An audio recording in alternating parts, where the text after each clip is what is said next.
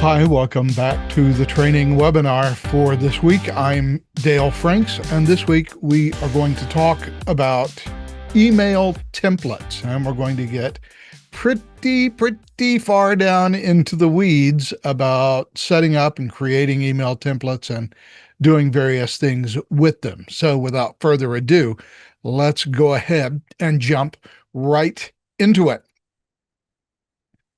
So I have a form here. We'll do a quick demo of a form and some email templates. So I'm just going to run this form. I'm going to explain why I have the controls that I have on this form. And then we're going to go ahead and build an email template around it. So there's a form field here. It needs some data. This is just an example of getting form field data into an email. And I have two attachments or two attachment controls anyway, on the form.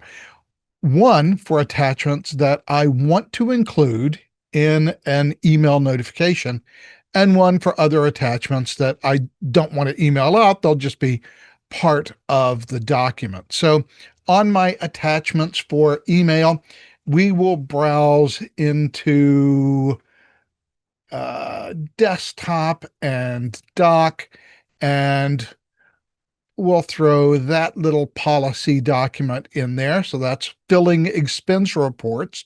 And for our not email document, we'll just pick something completely different. We'll just pick up on studentservices.pdf. So there we go. Two different attachments. Now I've got two attachments now for the process, one of which is going to be emailed, one of which is not going to be emailed. And then I have this form field here, and we're going to put that form field value on the email. So with that, I'm going to go ahead and submit this email. And once I do so, I am now inside the process itself. I'm just going to go ahead and hit approve for this. It's going to move us to a second activity in the process, and I'll hit yes for that. As you can see, I did not set my buttons up properly so that they would be in the same order. And we're now starting to get our email notifications in. There are actually three that go out. This is the email notification for the first activity, which had approve and deny results. So here's our email. It knows who I am, tells me I've been assigned to a new task, gives me the task's name, which is activity 1, gives me some instructions about that activity, tells me when the activity is due, gives me that form field there.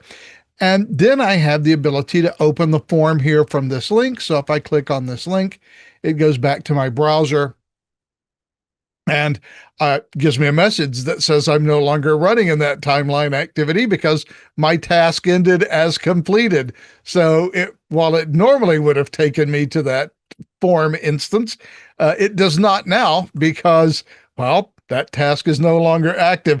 But I do have a link there, and later on we'll be able to see it work because I'll actually open the email before I complete the task. And then I have a select result below, and then I have two results here, approve and deny, that I can select. So this is the email that I received for activity 1. And then I received a second email for activity 2. So it has its own instructions. And as you can see here, it has some different task results.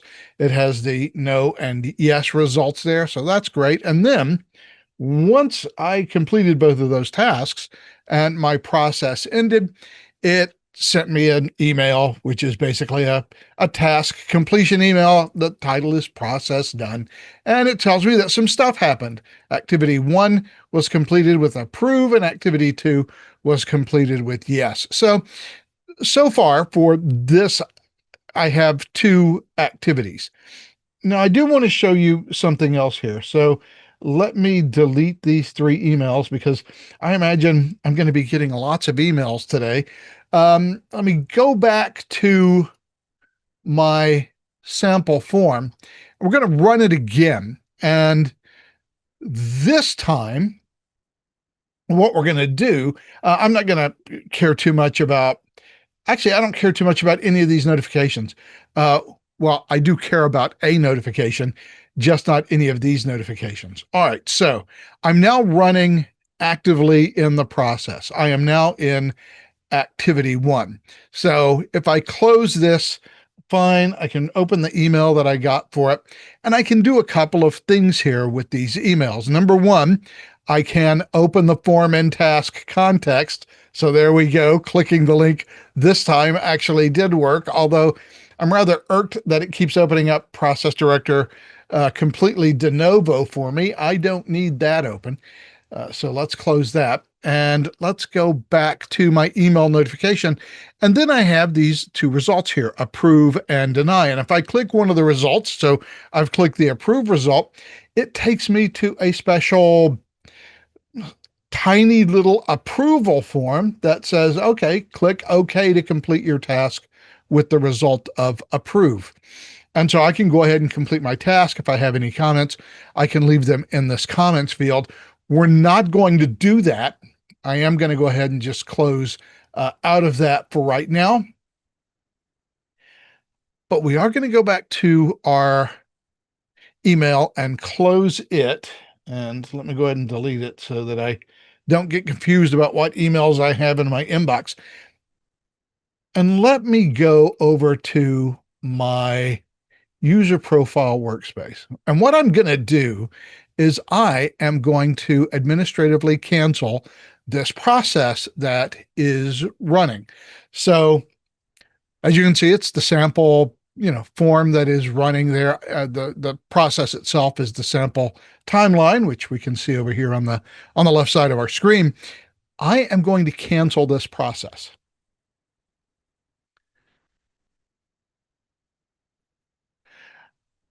Now, the reason why I canceled that process, and by the way, if I refresh my task list, that task will disappear.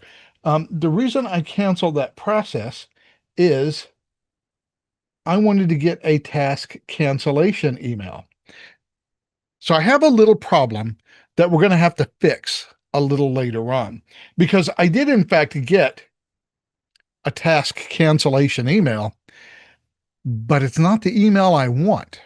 Now, I canceled the task and I got this email. And the reason I got this email is because I don't have a message for task cancellation. And that's something that we're going to have to fix as we go through the webinar today. Now, what I also expected to receive, because I got one yesterday, I'm not sure why I'm not getting it now. It may have been from a different process where I canceled it. But there is a task cancellation email that Process Director sends out. Now, the reason that it's sending me this email, the one that we're seeing on the screen right now, is because I am in activity one. And so I canceled activity one. And so it sent me a notification. And in my email template, this is the notification that is visible when I am running in activity one. So this is the message that it sent. So I do have a problem that I need to fix. We're going to be fixing that a little bit later with our sample, because we're going to build an email template from scratch, and we're going to go through and try to do all of the weird little things that you might have to do to account for all of the emails that might be sent. Now, I think actually, if I were to go and just create, and let me do that. Let me just go ahead and create a process here, kind of de novo. So I'm just going to make a real quick process timeline. And I'm going to delete it real quick too, but I'm just going to create this process timeline. I'm going to create an activity, which is activity one. I'm just going to say, okay. And I am going to run this process timeline activity, or this process timeline. And it's going to give me this form here. This is sort of the generic form that is built into Process Director if you have an activity that runs without a form that is associated with the process timeline. So this is something you never really want your users to see, although in the webinar we see it quite a lot, because there are a lot of webinars where I just play around with processes. The other thing that is important to note is that I do get this email. Now, because I'm in Outlook, and while we're here, we might as well talk about it real briefly. This is supposed to be a BP Logix branded email. It's not a great email. I don't like the styling of it. It doesn't give me a lot of information. It gives me some about the activity, like its name and its due date. Well, there is no form, so there's no form name other than the default form. And it gives me the process timeline name, tells me I've been requested to participate in activity one. So, okay, that's great, but we probably never want our end users to see this because A, it says BP Logix Incorporated down here, and it is BP Logix branded. Now, since the time that this email template was built into Process Director, Microsoft has decided that it's not going to show you images. So when you're building an email template, even though this one has images, again, this is built into the product itself.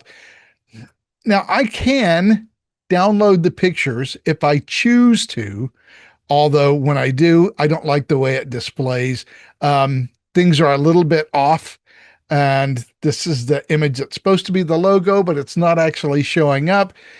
Images are, what has happened is that Microsoft decided you can't have pictures in your emails anymore because bad people have used images inserted into emails to do bad things. And so by default, images don't show up in emails.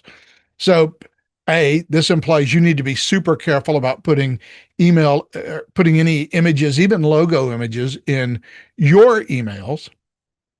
Although there are some ways around this, which we can talk about in a sec. But in general, images in emails are not great because Microsoft has just decided we're just not going to show you images. Now, I know there are other email clients out there. There's Thunderbird from Mozilla, which is a popular one and one that I've used off and on for many years. There's obviously Gmail. And I know we actually have some customers who have gone completely over to the Google thing. So all their emails do is in Gmail. And each of these email clients, and I hesitate to call Gmail an email client. I mean, technically it is, but it's an all browser-based HTML client. It's not a standalone application like Outlook or Thunderbird. They all handle how they display images differently.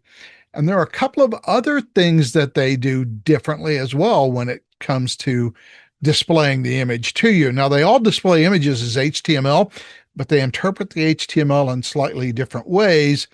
And so it's best not to get too fancy with your email templates because it's quite possible that you can end up with an email template that looks like this. It's just a little off. It's not showing me everything I would expect to show me, where I would expect to show me, like this image here is not lined up properly. Images are difficult, and actually sometimes HTML is difficult. I'll show you I'll show you an example that I know is real, although I'm not going to go to Gmail and try to reproduce it. But I can show you a little bit later some other little tricks. Different email clients are going to show you the emails in slightly different ways. So in general, it's best to keep it as simple as possible. Even this email, which is hard-coded into the product, by the way, as an ASPX, ASP.NET form, even it, though it's hard-coded, doesn't show up in Outlook the way it used to. This used to look just fine in Outlook, by the way. We have not changed this email template. The manufacturers of Outlook, Microsoft, has changed the way Outlook displays things.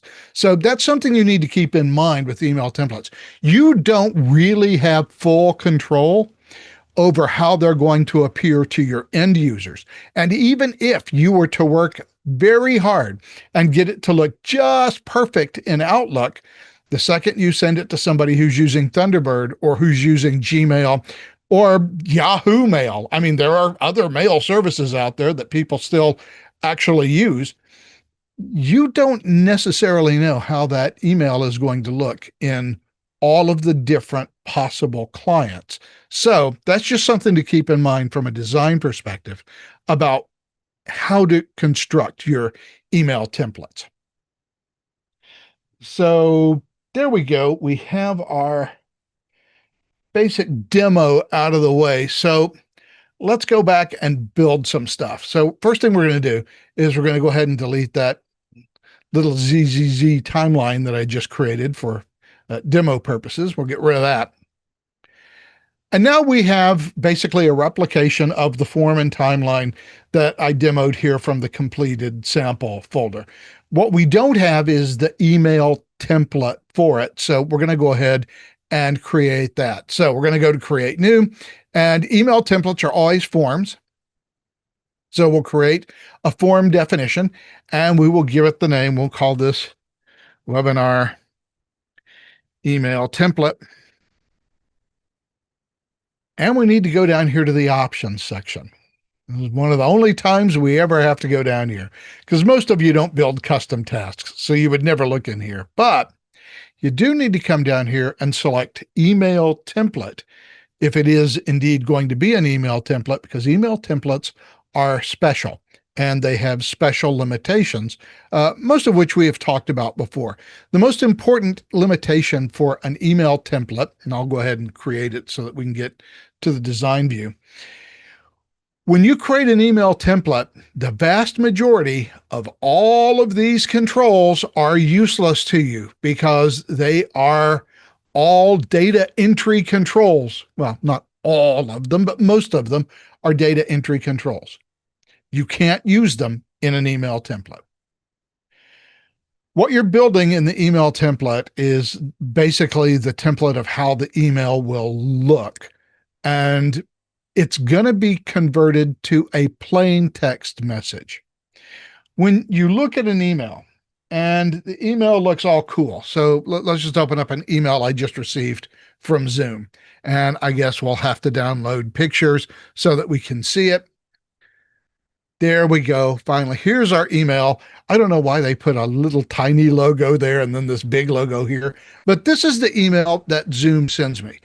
And it all looks pretty. I mean, as far as I can tell, there are pictures in it and there's buttons and I mean, it's pretty cool looking, right? The thing is, the actual message that gets sent in this email, and let me see if I can remember how to do this in email. I know there is a way. What we actually want to see is the email itself. And I used to be able to just right click on an email. You used to be able just to click and go to view source. And that doesn't appear to be available. And there used to be a tool up here that would allow me to view the source of this email. And well, unfortunately, I can't see it there either. So rats, as much as I would, now it doesn't even want me to see the source. Can I do it here? Translate message. Okay,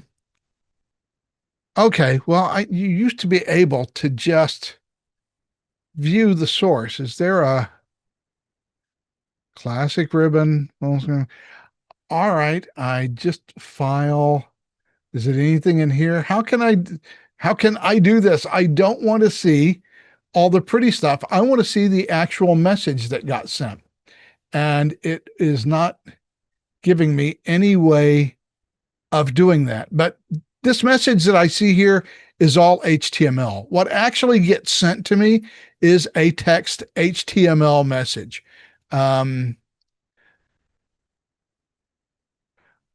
Okay, I simply can't figure out how to view the source anymore in Outlook. Maybe they've taken that away from us. But what I wanted to see was the actual source HTML that makes this message what it is. Emails are text messages. That's all they are.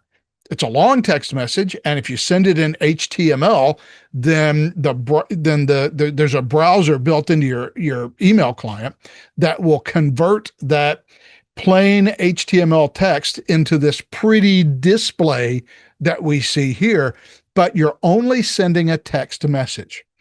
Because emails are only text messages, they don't have any other content rather than the text, although you can, have attachments to them. And you can, stick in a document attachment to an email message, and it will send that document as long as it is one of the common document types that SMTP email recognizes and can send. Because it's just a plain text message, we can't use any of these input controls. We can't use form controls or anything like that inside a email template because they're not really forms. What we're really constructing is we're using the form designer as kind of a what you see is what you get, or WYSIWYG designer to create the HTML text that is going to be sent via the email system and is going to be, viewed as an HTML page when they open up the email. But because it's just a plain text message, we can't really use almost any of these controls at all unless they return text.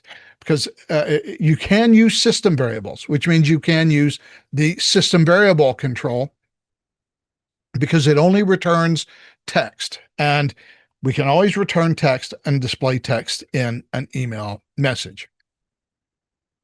So there's a couple of basic things that we need to have in an email template. We need usually to tell people what it is that they're going to do. We need to give them an ability to access and to open their task from the email. So we need some kind of link to it. So really, at the very basis, we can get away with a basic email template, just giving it those two things. You have a task assigned, click here to open that task. That's pretty terse, and we probably want to give the end user more information than that. But fundamentally, what we are doing is just telling them, you have something to do, click here and you can go do the thing that you have to do. That's not, in my view, adequate. You want to make it a little bit nicer than that. So we're going to construct an email template. What we're going to do is we're going to rebuild this email template that the sample project uses. And by the way, the reason that I have this open is because I want to do a lot of copying and pasting so that you don't have to watch me typing, especially when we get down here to these result links and some things like that. So let's take a look at what it is that a good email template should have in it. So we're going to build the template. We're going to actually make it a multi-message template. And then we're going to work out if there are any other email types like the cancellation message that we're going to need a special message for. Because this email template doesn't have a cancellation message, and we certainly don't like the cancellation message it just sent me. We would prefer that we have our own unique cancellation message that's just not a replication of an existing message that's not really relevant to cancellation. So let's go ahead and start talking about building it. Now, before we can build the email, there are some things that we need to build into the process itself that makes the email work for us. So if we go back over here and we'll come back to our email template, let's go into our timeline and let's open up one of the activities. So whenever you are constructing your process, you need to keep in mind that you are probably going to have to send email notifications. And if you do, then there are some things that you're going to want to include in those emails, one of which is some set of instructions that informs the user what it is that they need to do to complete their task. So there is, for every process timeline activity, a task instructions or instructions field that provides the task instructions that we're going to need to provide to the end user. So part of having an email template that you're going to use, if you're going to use customized email templates, which we recommend because we've seen how ugly and basic the default email templates are, then you're going to need to put instructions on every user activity. Now, obviously, if it's not a user activity, there are no instructions because there's nothing to instruct anybody to do. But user activities have instructions, and you need to send those instructions to your users. Or I say you need to, let me rephrase that. It is a best practice to have those task instructions to send to your users. But that means that you need to build them in as part of building the actual process that you're going to be using email templates to notify people what it is they're supposed to do. Even if you have nothing, or if you have, as I do in my case here, a completely blank email template, it's still a good idea to build that email template early, even if you just let it stay there blank, because the other thing that you're going to want to do in your timeline is you're going to want to go to the options section of your timeline, and you're going to want to set the property for the default email template in this timeline. Now, in the case of the template that we're building here, I want to use one single email template for every message that I might need to send. And in order to do that, I'm going to have a multi-part message, and I'm going to have to encapsulate each individual message that I want to send in its own individual section. And I'm going to have to work out when I want to show and hide each of those sections. So I'm going to have to play around with some conditions to make sure that I send the right email at the right time.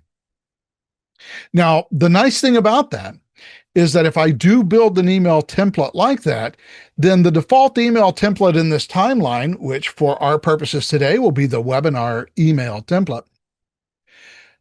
Now, every time a user activity starts, or any notification that I build in, because if you look down here on activity 3, that is actually a notification activity. So I actually have a notification built into that activity.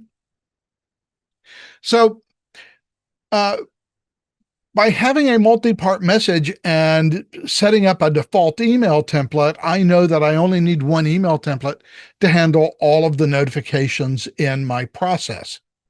Now, that doesn't mean I can't have other email templates, because every activity, while it will use by default the default email template that I just set up in the options section for the timeline definition, every single notifications tab on every activity, if I want to send a notification, I can use a different email template. I don't have to use the webinar sample. I can, in fact, use a different email template. Now, this is for a different process, so I wouldn't do it in this case. But if I had a separate email template that worked with this process, I could just use that template for a specific activity. So I get the best of both worlds. In the options section, I get the ability to have a default template that will just be used for everything, if that's what I want, while at the same time, for each individual activity, I can use a different email template for that specific activity. So the system gives me a lot of flexibility in the email notifications that get sent.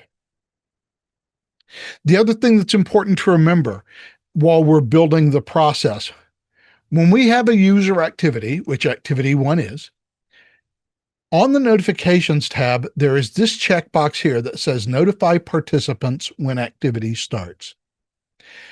This checkbox, when checked, is the checkbox that governs whether or not the participants in this activity are going to receive a task notification. And that's important because the task notification is wildly different than the notifications that you might add down here. In general, checking this box is highly recommended, because if this box is not checked, and I've seen some customers do this, I've seen, okay, well, I don't want to check that, but I do want to send, and I don't know why you would do this, but I do want to send a notification when the activity starts to the user who is going to do this activity. So we'll say it's Diana. And I want to send Diana this notification when the activity starts, but I only want her to receive the notification. Okay, you can do that, but this notification that's going to go to Diana is not a task notification. If she opens the form from the link that will get created in the email, it will not open that form in task context. Diana will not be able to complete her task from that instance of the form. If she wants to complete her task, she is going to have to go to the task list in Process Director, and she's going to have to open that task from her task list, because these notifications that you can create down here do not send emails in task context. So you really do want to keep notify participants when activity starts checked, because it will send emails to all of the activity participants and they will all be in task context, so that when they open the email from their email client, it will open the form in task context, which means they will see their task completion buttons at the bottom of the form. They can immediately complete their task and move on with their day. If you turn this off and then try to replicate those notifications down here, it's just a bad idea, because what you're ensuring when you do that is the task participant cannot complete their task directly from the email. They will only, because they'll never be able to open the form to complete their task in task context. All they'll be able to do is go to their task list and open the form from there. So it's generally a bad idea to do that. What these extra notifications are for down here are for you to notify people who are not participants in the process, and you are just giving them a courtesy notification that this task has been started, which implies that they should receive a slightly different email than the task participants will receive when this activity starts, which, by the way, you can do. You can have a email that will show different information in the email that gets sent based on the type of email that you're sending, which we'll look at a little bit later whenever we start talking about email customization. So there are several things in the process itself that you have to do correctly to get yourself set up for success when you finally get around to whatever it was that I did here, I don't want to do. So I do want to actually leave without making any changes here. So hopefully I didn't just mess up my my timeline by going in and playing around with properties. Hopefully that's all erased now. So now we can go to our email template and we can begin editing it. Generally, it's nice to have a good greeting there. So at the very top, we'll go dear, and now we've got to know who their name is. Well, we've got a system variable for that. Now up here in this other email template, you will note that I am using the system variable control so that I can, all of this information that I want to bring in, I'm bringing in with system variable controls. And, well, in this case, a hot link control, but generally hot link or system variables.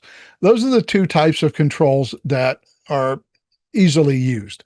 You don't have to use the system variable controls. And in fact, in the interest of time, as I build this email template today, I am not going to use them. And in fact, even in the original template that I have here, I just went ahead and just typed the system variables directly on the page, which is what we're going to do in this case. I think this looks a lot prettier. And when I finish and I have this replicated in the template that we're building, I think most of you will probably agree with me that using the system variable control, while it is a bit inconvenient, does end up giving you a template that is much more readable and gives you a better idea of what is happening with each of the data bits that you are sticking onto the form. We are still going to use the hot link control because that's just the best option. But for our email, what we are going to do is just use the system variable for email underscore user. And by the way, I always, because I'm really anal retentive about it, I always try to all caps the system variables to make them stand out. You don't have to. They're not case sensitive. But we are going to use the email user system variable in this case. This is the appropriate system variable that identifies the recipient of the email. I have noticed, as I've mentioned before, customers who have a tendency to use cur user here for the current user system variable. That is wrong. Emails don't have a current user. Emails have recipients. The current user by default returns whoever the user is that's actually looking at the thing in their browser right now. So I am the current user right now playing inside Process Director. And that's all current user is designed to do. But we did notice that a lot of customers were using current user, and we try to help you. So if you use current user in an email template, what we generally do is say, oh, in code, the C# code basically interprets that as, oh, they're using the wrong system variable here. There's not really a current user for emails, but that's okay. We're going to replace cur user with email underscore user, and we are going to send it to the email recipient. That's what email user is. It's the email recipient to whom the message is being sent. So that is the system variable that you should use. So again, you should notify them that they have some sort of task, which I've done in text over here, which I'm going to go ahead and copy. So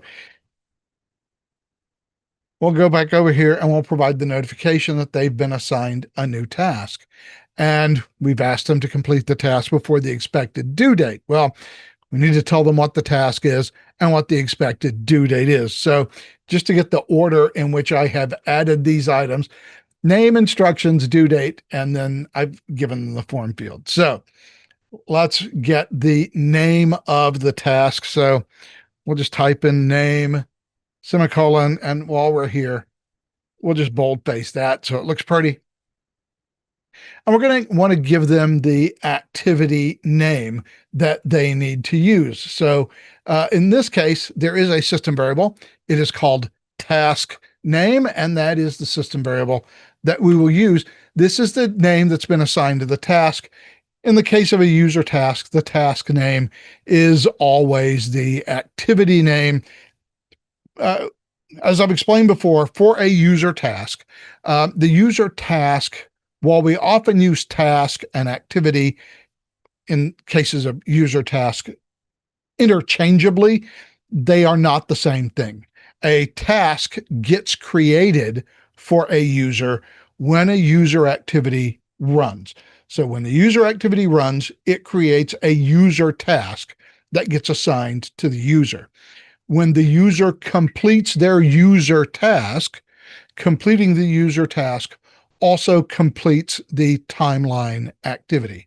So their life cycles essentially run in tandem, but they are in fact two separate objects. The timeline activity is not the user task. And so from an administrative point of view, there are times when it is important to make the discrimination between what is a task or a property of the task and a property of the activity. In fact, if I can remember, when we look at the condition builder here, and I don't really have a way of looking at the condition builder here right now. Let me go ahead and save this. let me invoke the condition builder so that we can take a look at something. I want to go ahead and save my template so that I don't lose what it is that I'm building here. So let's give it a second to save. And I can have a sip of iced coffee while that happens.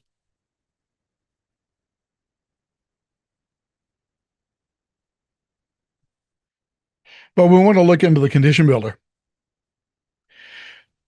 specifically to see some of the differences between a task and a timeline activity, because there are many types of timeline activities. There's the notify activity, which which we're talking about specifically today, but there's the custom task activity and the branch activity and the case activities and the process activities. Well, those don't have tasks assigned to them, not user tasks. Tasks are only assigned when a user needs to do a thing. And so the only activity that has a task is the user activity type. But let's go to the timeline itself, because that's probably the best place, the quickest and easiest place to find or to show you what I'd like to show you. We'll just open up one of these activities and let's just go to needed when, and we're going to add a condition, and then we'll pop open the system variable dialog box and it has it. So this is great.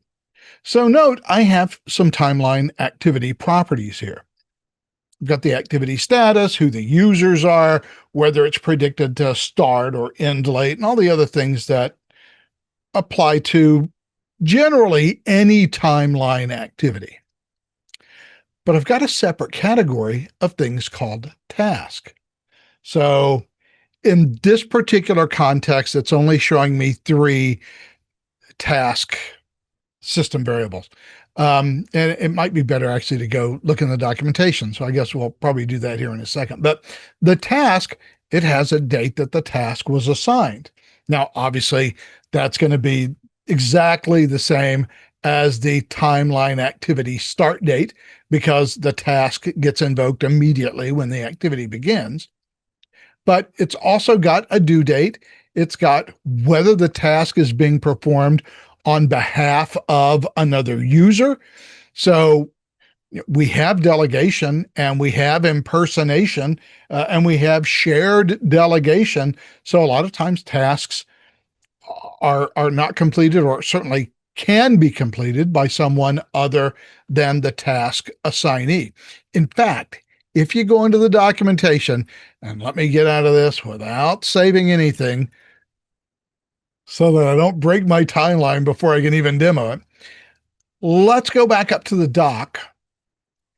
And I've got this doc page open, but I want to open up a new one because I want to go to, well, doc.bplogix.com. Okay, well, we'll go there first. That's administration custom variables. So I'm not even in the right book there. So let's go to system variables. And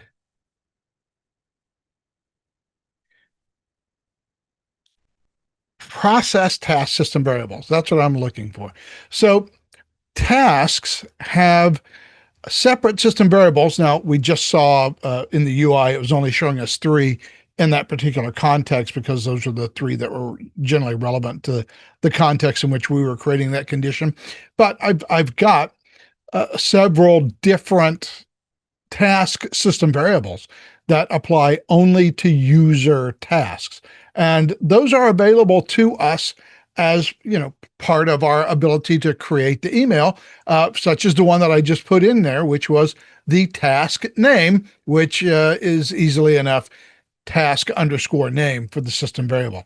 So there are task emails. The other one that we need is task instructions, which we'll need to add, and I'll go ahead and copy it because I'm just about to put that into the email template and I'm going to need it.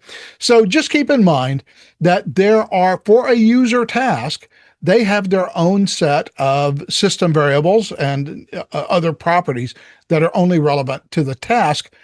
And while there may be an analog for these properties in the timeline activity, not all of them have an analog.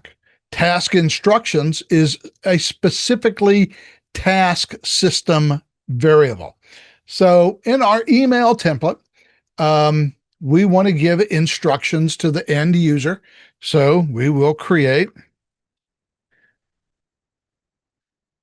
a little label there that says instructions. And by the way, this is one of those times where you don't need to worry about accessibility so much in an email template.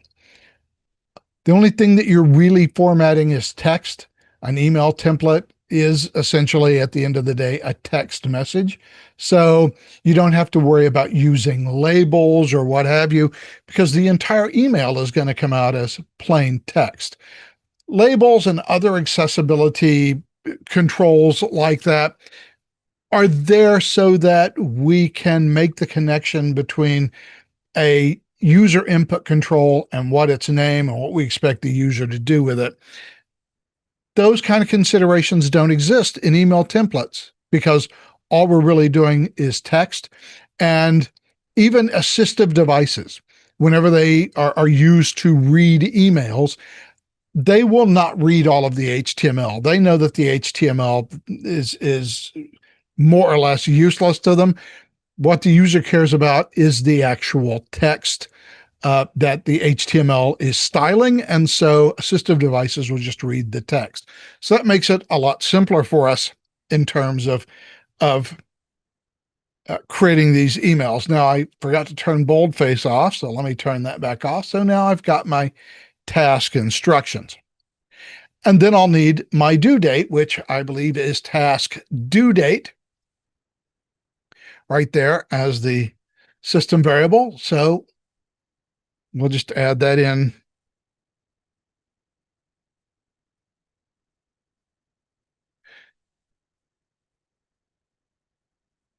And we'll drop in our task due date right there. And our final thing that we need to tell them is this form field. And I guess it is called form field. I had forgotten the name. Fortunately, using the same form makes it easy. So for this, we'll have form data, and we'll just drop in the link from the form field here. All right, so now I've given them adequate information to be able to complete their task, or to understand at least what their task is. I'm going to need to give them a link to their task. Now, this is where we do want to use a control. And even though we could actually do this in text, it's a little bit of a pain. So we are going to go back to our other controls. We are going to go to a hot link control, and we're going to drop in a hot link, and we're going to give it the test. Click here to complete this task. And we are going to provide email underscore URL as the system or system variable, sorry, the system variable that will open up their form in task context when they need to open it up. All right, so at this point, we have a basic email notification message. It's not a pretty one. It doesn't have a lot of styling. But this is our basic email notification, and this is going to work just fine for us, or at least I hope it works just fine for us, because we are going to save and close it.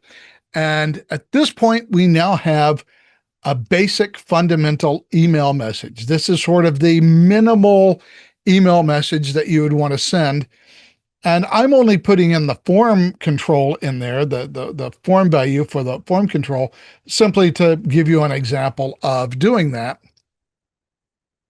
Let's test and see where we are so far before we start making this thing a bit more complicated. So we're going to run our sample form here. We're not going to worry about anything other than the form field because, well, we'll want to see that form value. So our new form opens up. We'll just throw in some data there. We'll submit our form. And this will take us to our very first activity. Great. We have that. We're gonna leave this running for the moment and wait for our email to come in. And I have clearly failed to save that property setting our email template. So this is why testing is important. So we obviously need to go back to our timeline. We need to go back to options. And what do you know? I did not save the webinar email template as the custom template for this timeline. So now we're going to hit OK, make sure it's saved. And since we already have this running, I'm going to go ahead and approve it and move us into our next activity, because what I should now see, now that I have updated my timeline and we've got this running, let me move it slightly out of the way here. Okay, there we go. That is the email I was expecting to see. Look, it all works. Amazing. And just to test it to be sure we're working good, although I know that this will work fine, we're going to go ahead and close our form and go back and click on our link in our email to pop our activity back open. Oh, it still says email underscore URL. Okay, we may have to restart this bad boy. So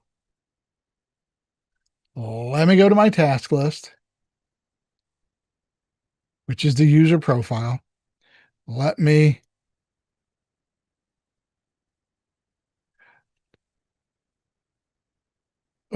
just cancel the process because obviously that is not working. Let's go back to our email template.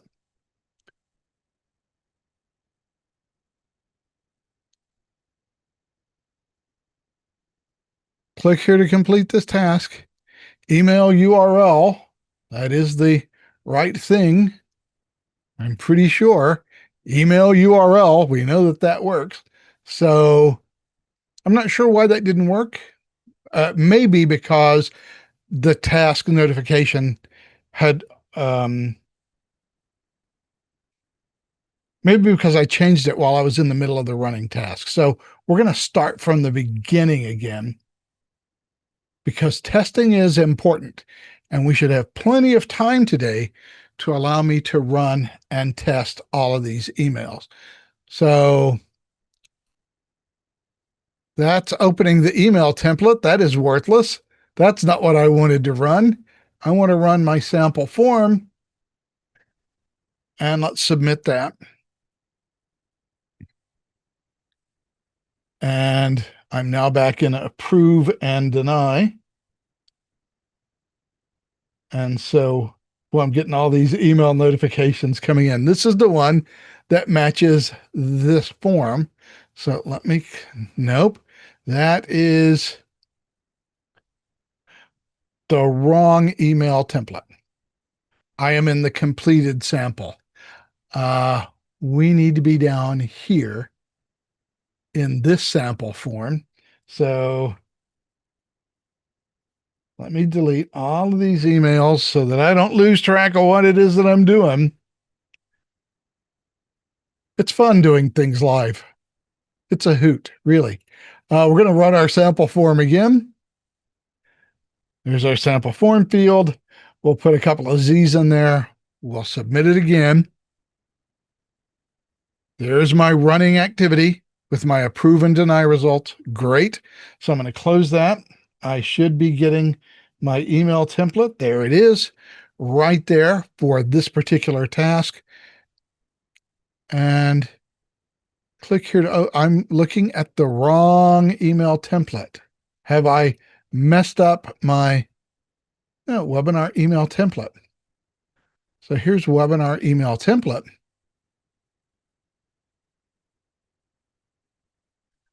That's what I should be seeing. Webinar email template. sample form. I am looking at the correct sample form. I'm not sure why I'm getting this email template with all of the extra stuff. So it's not pointing to the right email template for whatever reason. Sample form. So let's look at my sample form and let's go to the options and let me be sure that I'm running the correct sample timeline. In fact, let me change the names of all of these things because that's going to make it. I should have called this webinar sample form, and I should call this webinar sample timeline. And so if we update that, I can see that I am in fact pointing to the wrong object. So I exported and imported this too, which really irks me because it should be pointing to webinar sample form. Okay, that's webinar sample form. My webinar sample form should be pointing to the webinar sample timeline. The webinar sample timeline still says sample form, so we should point that to webinar sample form. And it should be webinar email template. I'm a little irked now as to why it's working differently. So that doesn't mean anything. I don't need to look at that. I just need to look at their webinar sample TL. And in the webinar sample TL, it's still looking at sample form. And I'm not sure why, even though I'm pointing it to webinar sample form. I don't know whether I'm seeing an artifact or not.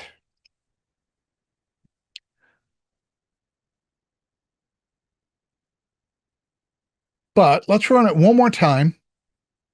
And if that doesn't work, we're gonna use a little workaround to try to make that work. So let's run it. I'm running the email template. Duh. Let's run the form. And we'll throw in a value. We'll hit submit. So it's taking me where I expect it to take me here. There's just some confusion about the email template. But that confusion now appears to have been resolved with the appropriate configuration changes.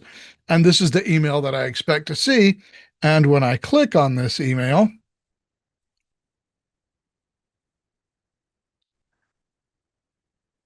it's still saying email URL.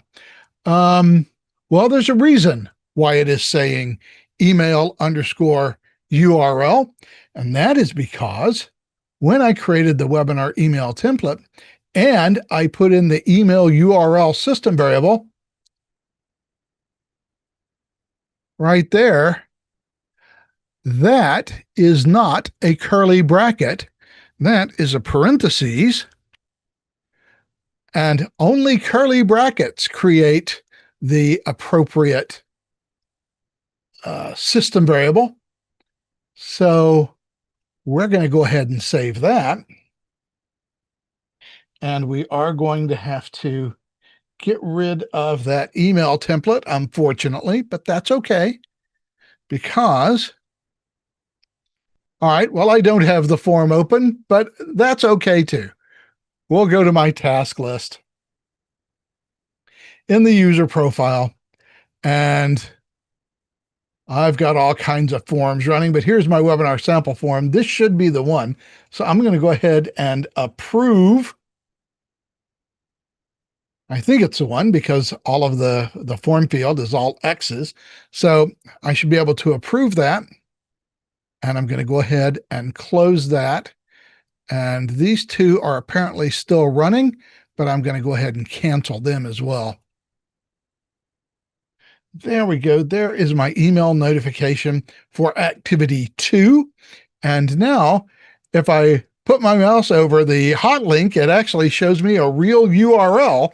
And if I click it, I am no longer running in that timeline activity. Your task has been canceled. Well, okay, fine. That was the wrong email notification. I think this is the right one, but I'm not sure because again, when I cancel the email, it's sending me notifications that I don't want to receive. That's a problem I need to fix. Okay, no longer running in that activity. Doesn't matter. I mean, I do know that my email template is working because when I click it, it's trying to open up the email URL, even though those are bad tasks. So let's go back over here, and that is still running. All right, so fine. So here we go. We're going to cancel this one. And so the third time or the fifth time or however many times it is the charm in this case. So we're going to run the sample form again. And this time we're just going to put V's in again, and we're going to submit that form. And that will take me to my first activity. So I'm going to move the form here so I can access it quickly. Let me do a quick send and receive. There we go. That's what I wanted. Clicked on the wrong thing. So it didn't open the email, but there it is. And now I should, in fact, be able to close that. And now I should click here to complete task, and it should show me my form, which in fact it does, letting me know that I have my email working properly. All right, so let me delete that email template. And with that email template deleted, again, we'll go back over here and we will cancel this process. All right, process is canceled. My task list is now empty. That's great. Oh, look, I've got an email. My task was just canceled. But that's the email I got. So I do have a problem with my email template here in that while I have an email template and it is now a default email template assigned to my process timeline, and it does, in fact, work and send me the email notification when it's supposed to, I canceled the task, and yet I'm still seeing this. And the reason that I'm seeing this is because this is the only message that this email can possibly provide. This email template can possibly provide. And of course, if I click to complete the task, I'll again get my this task has been completed. Well, yeah, it's been completed because I canceled it administratively.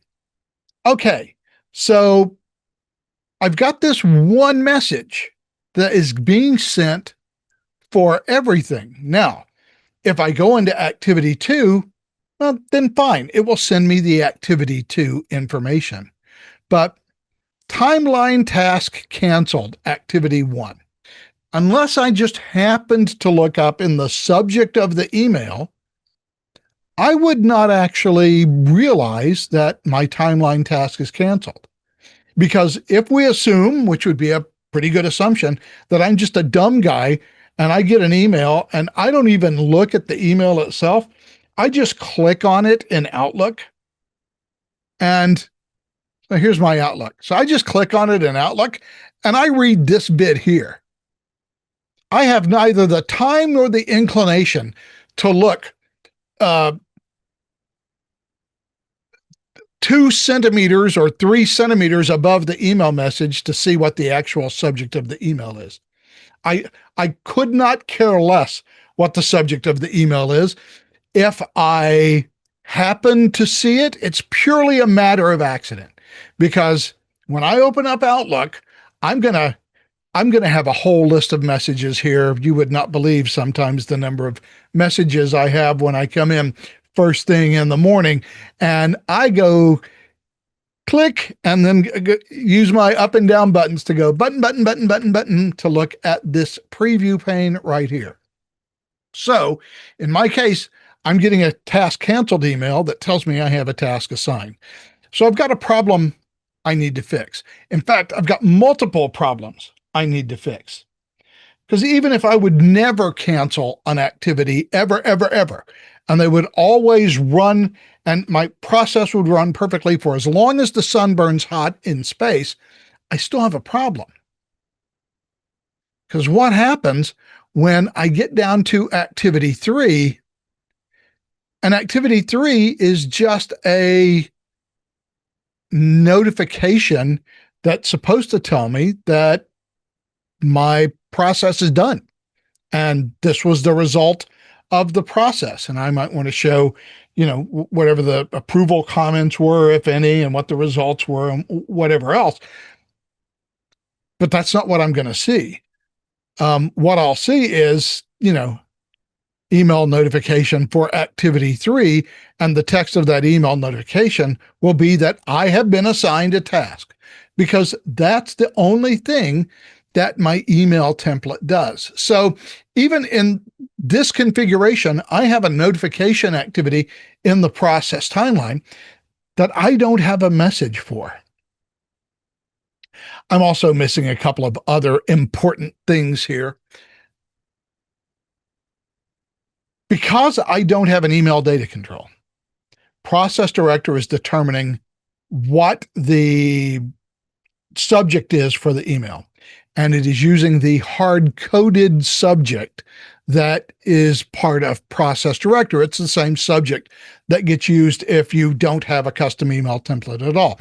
If you just use the default email template, Process Director has a list of subject names like user task canceled dash activity 1 that it's just going to stick on there automatically. And that's fine, but we generally want to be able to fix the subject of our message to make it either more personal or more informational. So that's issue 1. Issue 2 is that I need to send at least 2 messages for this particular process. So if we were to look back at the completed sample, well, I do have an email data control so that I can take my own subject line and customize it however I want. But I've also got multiple messages in this as well. So I need to be able to send different messages at different times with the same email template. Technically, I don't have to do that. Technically, I could just create a unique email template. I mean, this could be 2 separate email templates, right? I would have this email template, which I could send whenever a task is assigned. And then I would have a second email template that I could technically create. And that's for my activity 3, which tells me the result of what happened.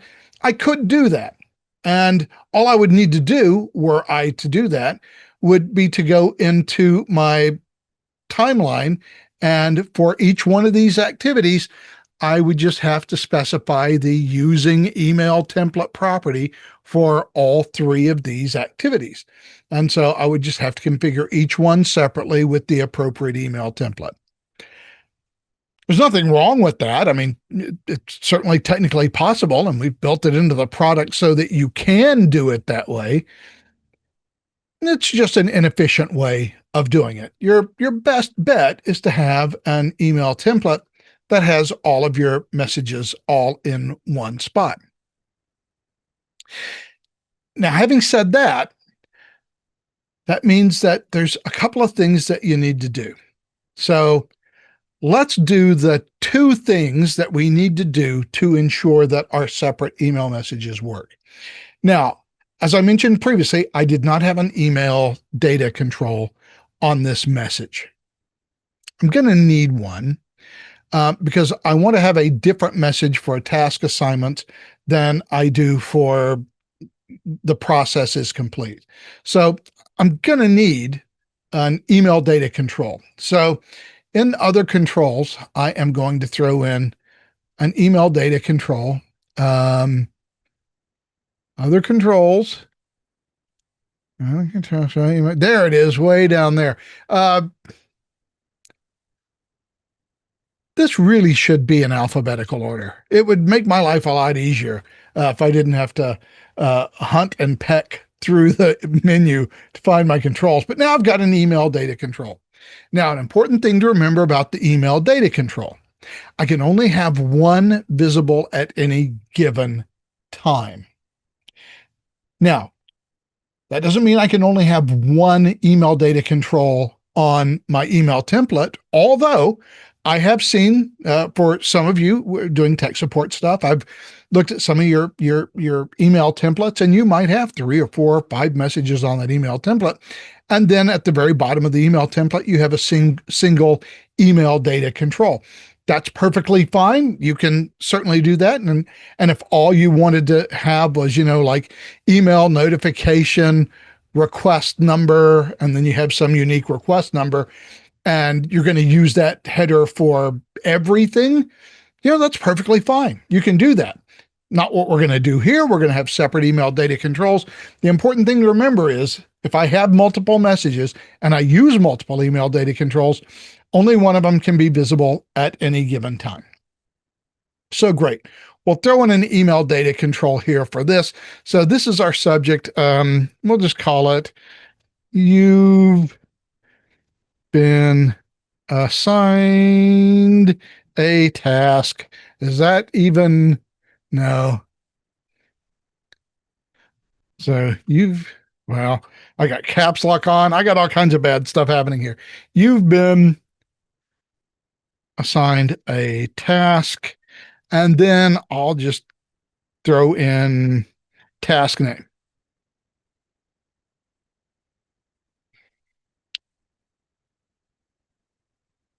And I'll spell it correctly. And I'll ensure that there are curly brackets on both sides of the system variable.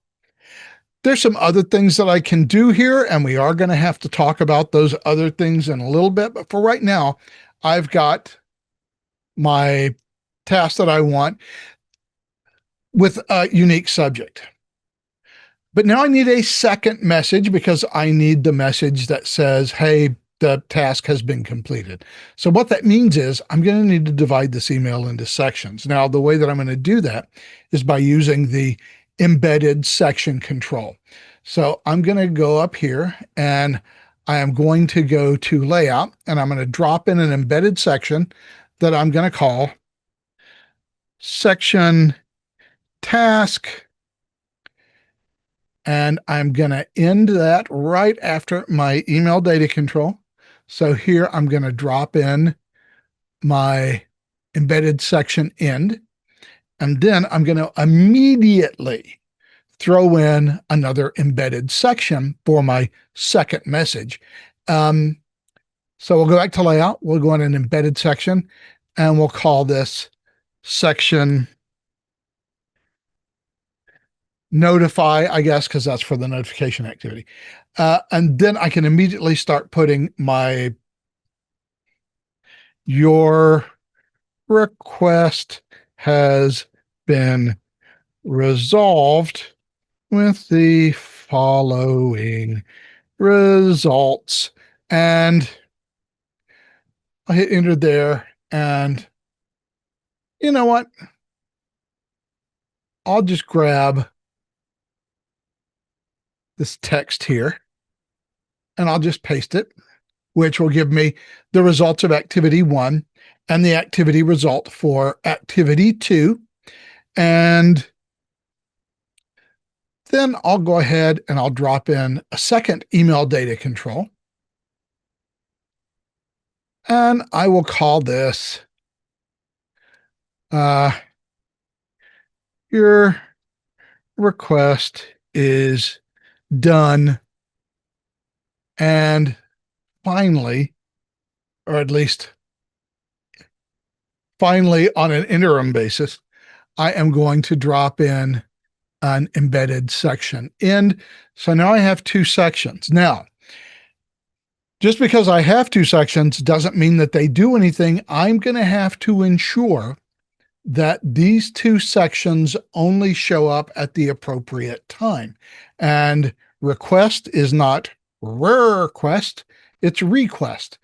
So I've got to configure these sections. Now, what I need to do for all of the sections is to create mutually exclusive conditions to ensure, because I'm using multiple controls here for the email data control, I'm going to have to ensure that only one shows up at any given time.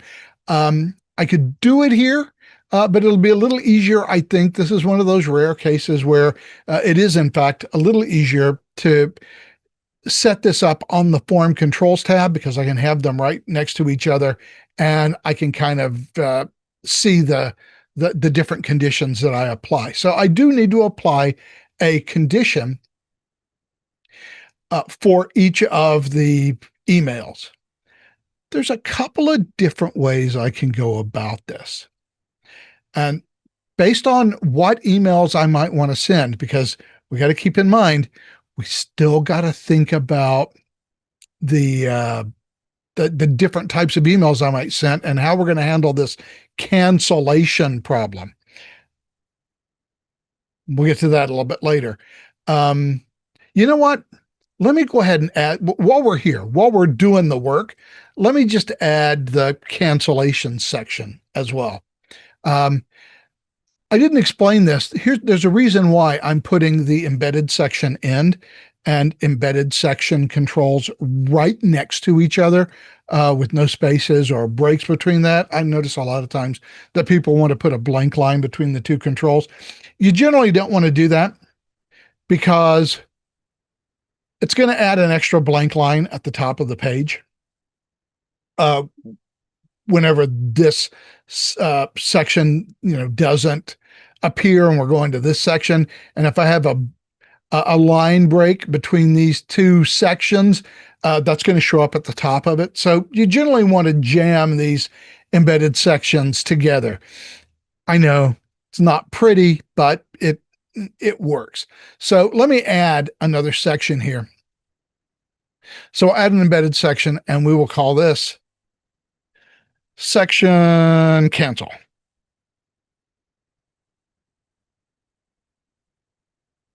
And I'm going to just give a simple message.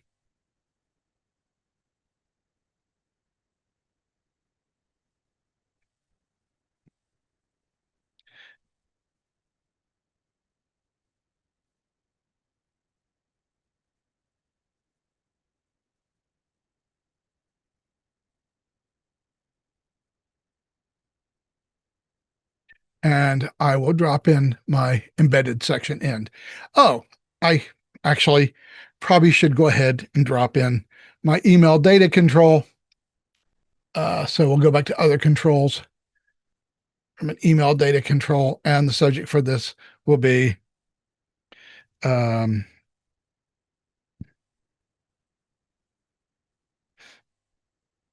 even though I said I never look at the subjects, I know that I am probably lazier than most people. So task name has been canceled. So there is a subject there that says the task name has been canceled.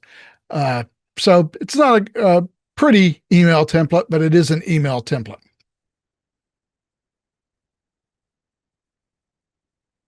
Now, this is going to change. We're about to talk about the conditions on the form controls tab. This is going to change the conditions that I put on here.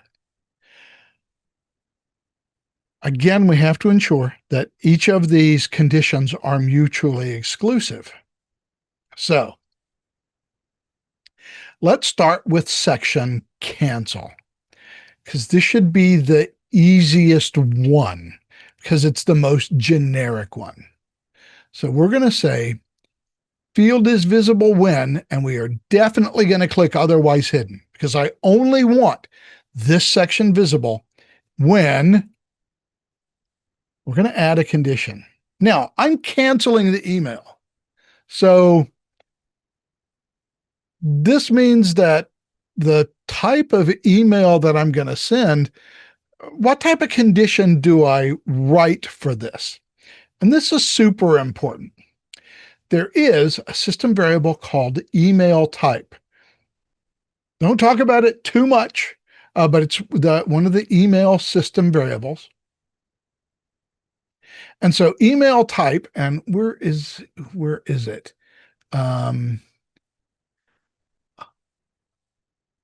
Setting up automatically here because this is an email. I can't remember where it goes in. Is it task? Is it timeline activity? No, it's under email. Duh. Email. There we go. Email and email type.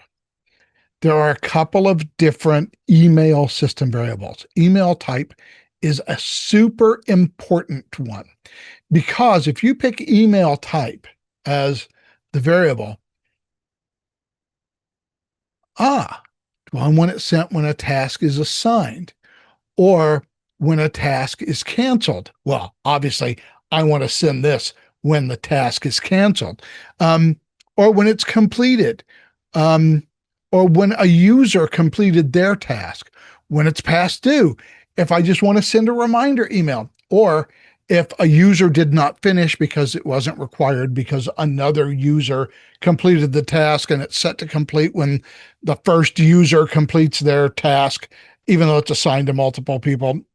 I have a lot of different options here. So for task canceled, this is just a gimme. I want this email to go out anytime a task is canceled. Otherwise, I don't want to see it at all. So that's simple enough. I think this gives us what we want, but it complicates some other conditions because I've got this section task. Now, when do I want this email to go out?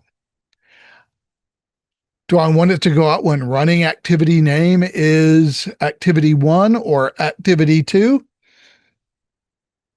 I suppose that's one way I could do it. But if I cancel the task, then it still would get sent because the running activity would still be activity 1 and activity 2 or activity 2. And it would send, but wait, also, this is supposed to send if the task is canceled. So, just being inside running activity doesn't help me. I think I'm going to have to get a little more specific about when I want the task thing to show up. So I'm going to say field is visible when, and I am going to click otherwise hidden because I only want it to show up under this specific condition or this specific set of conditions because I need to add a condition. Again, we're going to go to email type, and I only want this sent when a task is assigned. So this is my task assignment email. Now, actually, I was thinking I would have to put it as task assigned and the running activity is activity 1 or activity 2, but I don't think I need to because activity 3 is simply a notification activity.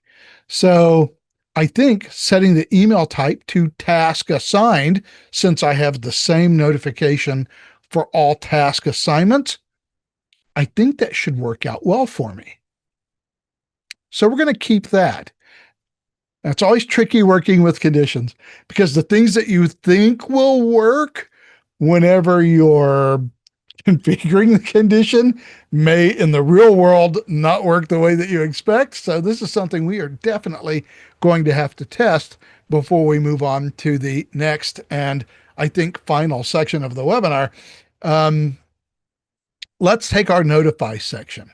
So once again, we want this to be visible only when, so we're going to click otherwise hidden, and we're going to add a condition. Okay, so let's see what we have here.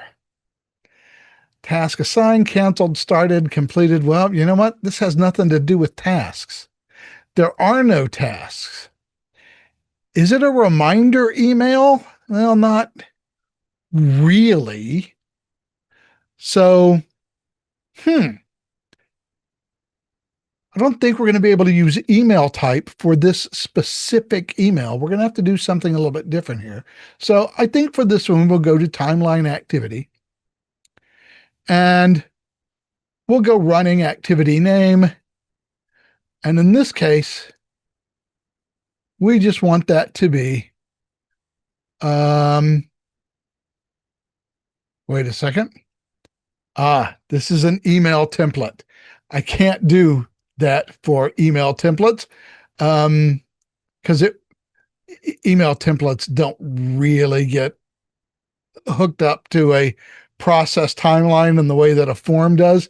So I am going to have to go back to string, and I am going to have to put in activity 3. Now I'm pretty sure it's not 23. I'm pretty sure activity 3 is the name of the activity. I'm using equals. Now, the trouble with using equals is it's very, very precise. So it has to be activity 3 exactly. I think it is, but I'm not sure. But on a provisional basis, we'll say that it's activity 3. And I've now got 3 different activity sets. Well, you can't really see that, can you, when I roll over it? I can. So we've got section cancel. That's only visible whenever the email type is task canceled. We have our task activity, which is only visible when email type equals task assigned. And then we've got our notification activity that we only want to send for activity 3, if that's the running activity. Now we're going to save this and we're going to go back and check to be sure that activity 3 is in fact the name of the activity. It is not the name of the activity, which is activity 3 without a space. So you know what we're going to do? We're going to copy activity 3 without a space. We're going to go back to our email template. And we're going to go back there to section notify. And we are going to change that to, well, nothing if it's not highlighted. We're going to change that to that. We'll hit OK. And now we can test our emails to see what happens and to see what we get. We're going to have at least 2 different cycles of testing because one, I've got to go all the way through to be sure all of my 3 email notifications work. And then I've got to restart it again and I've got to cancel one of the activities to be sure that my cancel email works. So fingers crossed that this is a proper configuration. And once again, we just are caring about the form field. We'll talk about these attachments and one other thing whenever we finish this. So, okay, approve, deny. Good, looking good so far. I'm at least inside my activity. Here is my email. It tells me, click here to complete this task. I click to complete the task. There it is, approve, deny. That's all working. So we're happy little campers for that. We'll go ahead and delete that email notification. And I will go, well, I was about to say I would go complete it, but it looks like I closed the form. So we'll have to zip over to my user profile. We'll open this up. We will approve our, and it doesn't matter really whether I pick approve or deny because they have no effect whatsoever on the process. So I know that that works. So I should get my, well, I won't be able to tell any difference between the approve and deny other than they should show me different data. So they do show me different data. So I am activity 2. I've got my instructions and all that. So great.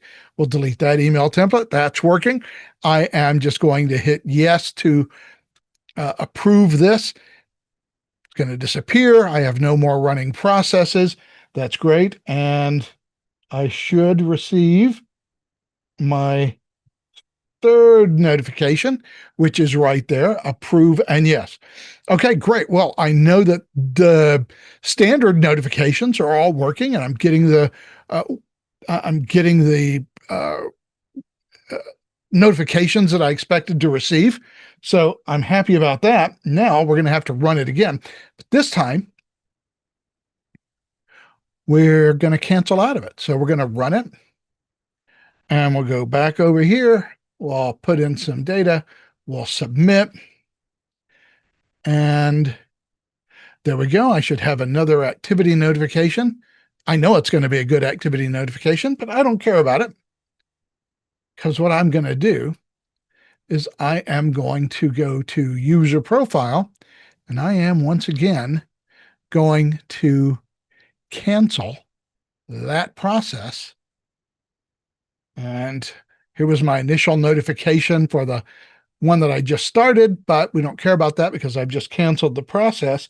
And now I have a different notification here that says I am done with activity 1. It's been canceled. I am free. And of course, at the top, it says activity 1 has been canceled, because in both of these areas here, both there and there, I use the system variable for task name to customize my email. Great. I now have a fully functioning email that does the notifications that I want it to do. But wait, there's more, because I can do some extra stuff with my email notification. There are two things we need to talk about before we end the webinar today. The first thing that we need to talk about are email attachments. So let's look at my form. So on my form, in the design view of my form, just as in the process timeline, I had some configuration I need to do to make my process timeline task instructions for the activities and stuff work in my emails. I've got some similar stuff to do in the form as well. So I've got two attachment controls. Well, actually, two attach objects and two show attached object controls in my form. If I put an attachment in this group, which is named email, then I want these documents, however many there are that I attach to the email, I want those documents to be emailed out as part of my email notification. Now, these documents down here, which are in the group not email, I don't want them emailed, obviously, or I would have called the group something different.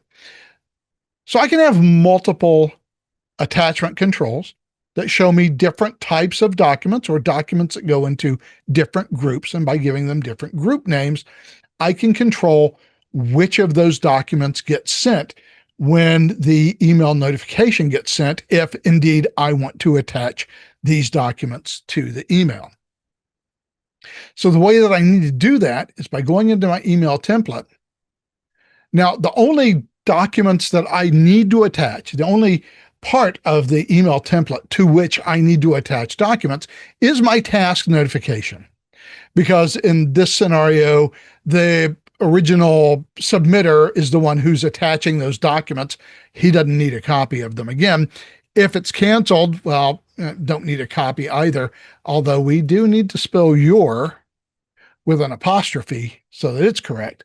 But for our task assignment, I do want to show those attachments. So I'm going to need to go to the email data control inside my task notification, and I'm going to have to throw in a group name here because I'm going to need to go to additional properties.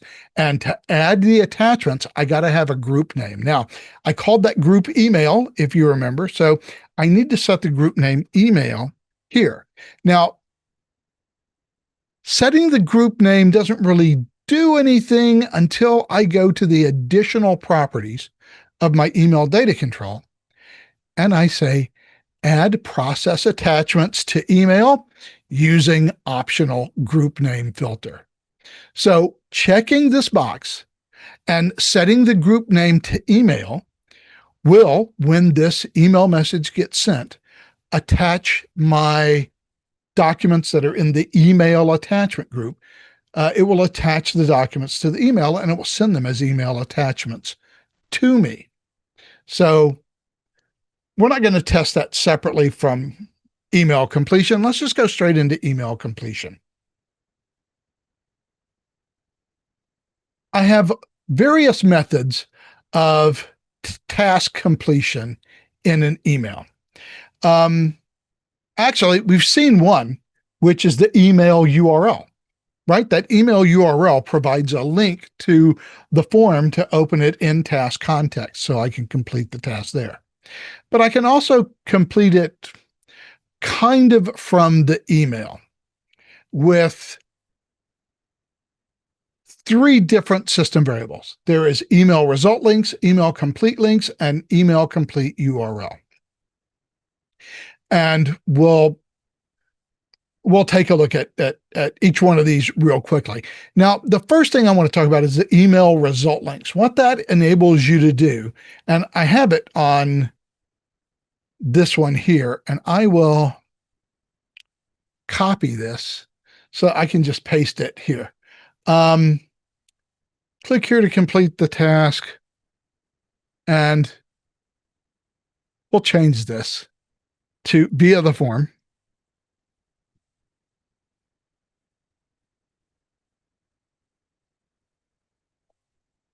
And then I'll have another line that says complete from email. And I will boldface that. Complete from email. And then down here on this next line, I'm going to just drop in the email result links. And actually, we'll probably go through and add a couple of different ones here. So let me turn boldface off on that. What the email result links does is it shows you every possible result for that activity to enable you to click on it. And we're only going to demo email result links, and I'll talk about the other two methods of setting it up. But this gives me every result. The other two methods don't. And they operate slightly differently, but they all go to the same place. So this is the one that shows me everything I want to see. So what email result links does is it shows me all of the possible task results and gives me a couple of options here. Do I want to leave signature comments? If I set it to 1, then I do. If I set it to 0, then I won't need to add comments. Do I want a confirmation dialog box? If I set it to 1, yes. If I set it to 0, it won't give me a confirmation dialog box. Do I want to show, and I'm skipping separator because we got to talk about something. So let's skip over to icon. Do I want to show the icon that has been configured for that result? 1 says yes, 2 says no. Will it show the icon in your email? This is kind of useless now. As I said, depending on the icon you choose, it's just not going to work. A lot of the icons are just image files, and it's not going to show it because it's in an email, and Microsoft has decided, and I think Google has too, we're just going to strip all the pictures out of emails. So icon is now kind of a pointless property, but you can set it to 1. Now, if I don't add the comments, confirm, or icon, they just default to 0. So the default for these is 0. So to try to force them to show, I have to use them as modifiers for the system variable. Comments equal 1, confirm equal 1, icon equal 1. I don't think it's going to show me the icon, however, but we'll live with it. Separator is a little tricky. Different browsers are going to show different things with this separator. In the documentation, I've got, space bar space, which used to work great and now doesn't. For whatever reason, this space character gets ignored in Outlook. However, it shows up in Gmail, just using a space. It shows up in Gmail. Let me just go down here. We'll just use this as a scratch pad. As, and this is really irksome.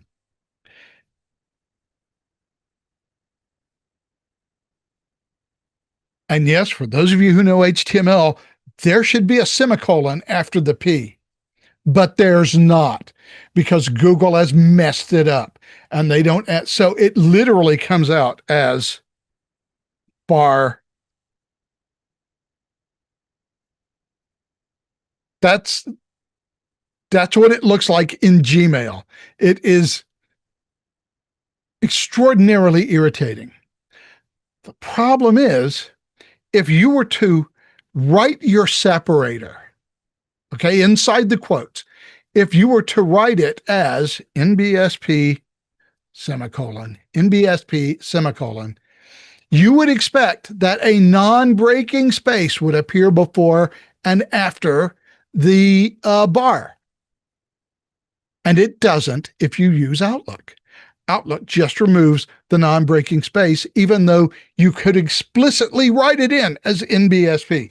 I can't even begin to tell you how much this irks me. Because it does irk me, all right, you know what we're going to do? We're going to use HTML. And because I'm lazy, I'm just going to use a break tag for HTML so that it shows up on a separate line. And that's all I'm going to do. And I'm going to go ahead and demo it now so we can see what happens when we click one of the result links. So I'm going to go ahead and save and close. I think that will handle my attachment. So we're going to have to do the attachments and we'll do the, got to remember the attachments so that we can see that they're both getting included in the email. So save, save, save. Very good. We'll hit OK. And now we will run our webinar sample form again. This time, not only am I going to need form field data, but I'm going to add 2 attachments. So for the first attachment, I am going to add grievance procedures. You saw this earlier. So I'm basically doing sort of the same thing that I did in the very, very, very first run through. Although when I did it in the first run through, I didn't highlight that the email attachments were sent. I just kind of filled these out and then ignored it. But we're going to go ahead and submit our form, which, you know, isn't going to look anything super different other than just having those 2 documents attached there. But my email message that pops in has all of the good stuff here. It has my approve and deny. Notice they show up on separate lines because I used the break separator. Oh, and look, I have my grievance procedures document that is attached here. So, hey, that's great. They gave me the right attachment. Remember, 2 attachments on this document. Only one of them was supposed to be added to the email, and only one of them was. This grievance procedures document, my student services document, was not attached, even though it is, of course, still attached to the process. And if I go back to the message, I have my approve or deny. Now, when I have the complete URL there, and I click on that, it's not complete URL, it's email URL. That opens the form, and I can complete my task simply by looking at the form and hitting approve or deny. That's not how the complete form from email works. I have 2 links, and it's going to take me, whether I click approve or deny, it's going to take me to this special page here. And probably hard for you to see, but it says, please review activity 1 and approve or deny. Click OK to complete your task with the result of approve. You may enter additional comments in the text box below. The text box below is where your signature comments go. If in your process, you mark a result as requiring signature comments, usually a deny result, right? You want a reason for the denial. So you make signature comments required. If you do that, then this will be a required field, and they will not be able to submit this little form by clicking the OK button until they add their comments. So Process Director will enforce signature comments required on this. This is a completion form, and it's the form that is going to show up no matter which of whether you use these email result links or any of the other links that we will talk about here in a second. They all work the same way. They all take you to the same place, which is this approval page. You can actually get to this approval page with the email completion link by just putting in the generic email completion URL system variable, and it'll just take you to this page, and there'll be a drop down to allow you to select the result, which for this activity is approve or deny. For the email result links and the email completion links, those are specific. Those are already passing whether you're going to approve or deny to this form. And so when you get here, it doesn't show you the little drop down that enables you to select the result. So we're going to go ahead and cancel out of here. We're going to keep that task active. And we're going to go back and talk about those other types of completion control. Now, so far we looked at the email result links, and that shows me every result. There's also the email complete link. Now, for the email complete link, what it shows you is a link for a single result. It's, again, going to take me back to that page that I just closed out of, that I closed out of it, didn't I? It's going to send me back to this page here to allow me to complete that task. But on the form, I can, as opposed to the email result links, which show me every possible result, the email complete link I configure for each individual result. So what the email complete link enables me to do is to have a smaller subset of results to which I want to give users access in the email template. And so if I had, so let's say I had 3 possible results, right? Approve, resubmit, and deny. And I will allow people to either approve the request or ask for a resubmission in the email template, but I do not want to give them permission to deny from the email template. I want to force them to open the form and review the form before I'm going to allow them to deny it. So in a case like that, where I have 3 different results, approve, deny, resubmit, in my email, I can just say, or my email template, I say, okay, fine. You know what? I'm going to give you approval and resubmittal results, and you can select those from the email. And for denial, well, I'm just not going to give you that ability to do that. And then there is, so both of these links, the email complete link and the email result links, work exactly the same. I am going to click on a result link in the email. It's going to send me to that completion page already prepped to have selected whatever it was that I clicked on the email template itself. So if I click approve, it's going to automatically be set up to show me the approved result. Now, the third way of doing this is the email complete URL, which in its default version like this will actually open up that completion form. But that completion form, as I mentioned earlier, will just have this drop down. And that drop down, you'll have to select the result, and the drop down will always show you whatever the result is for the current task. And you'll just have to select that result. And once you do, then you click the OK button or add a comment if that is necessary. And you can complete your email that way. There's also some additional modifiers on the email complete URL.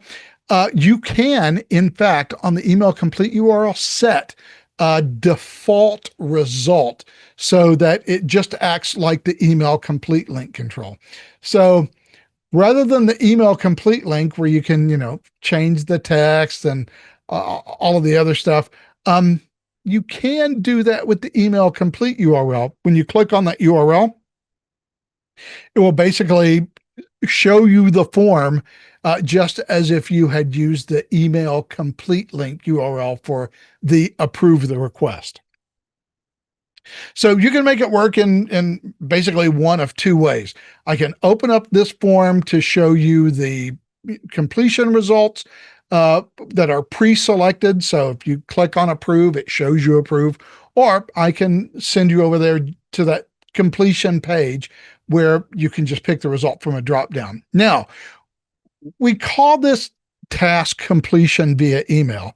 I want to be very clear. This is not offline email completion.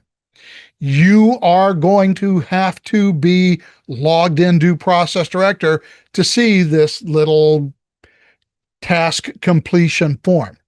So if you're not connected to Process Director, you're out and about, you don't have access to the Process Director server, especially if like you're an on-premise customer and I'm not inside the firewall, I'm traveling somewhere and all I have is my phone, you're not going to be able to complete your tasks with any of these email completion links, because unless you can log into Process Director and authenticate, you are not going to get access to this special page here to allow you to complete your task.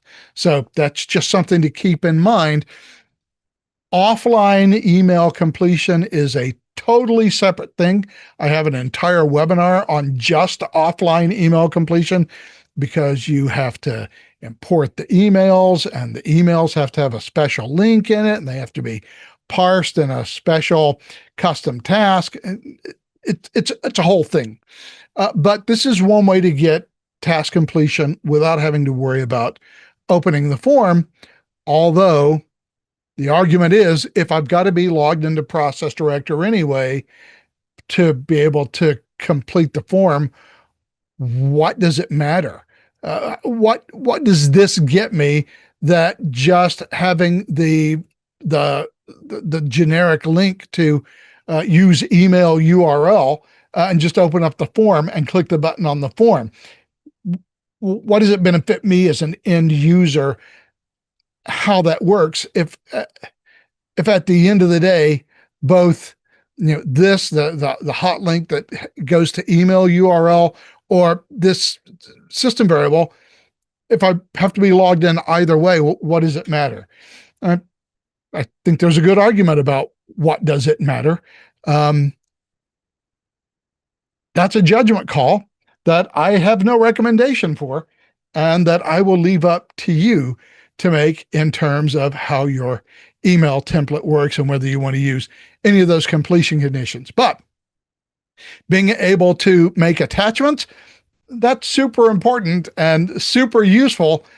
So even if you think this is kind of ignorable, the email attachment thing is simple to set up. But again, just like setting up the task instructions and stuff, you just have to build that into your process so that you can create the appropriate email template. So it's just one of those things that you need to keep in mind as part of actually constructing your process application. And if you do it before you create the email, it will make your life a little bit easier. Our time has come to an end. I hope you have a great week. I will look forward to seeing you again next week with another webinar. Do keep in mind, I am working on some new kind of unusual content, and it does require a fair amount of prep time to be able to explain and to go over. So if you look on the support site, I've got things scheduled for the next 2 weeks after this week. And then I have 2 weeks that are set aside to TBD. If I can get the things that I want to show you working, then in 1, 2, 3 weeks, we'll get to see some stuff I've never talked about before. If I can't, then I'll just throw in one of our usual rotating topics. But I am working on new weird things. So on the support site, just go to the webinars page, and when I finally figure out how I can get the new weird things displayed to you in a 2-hour webinar, I'll put it on the schedule. Have a great week. We'll see you next week. So long.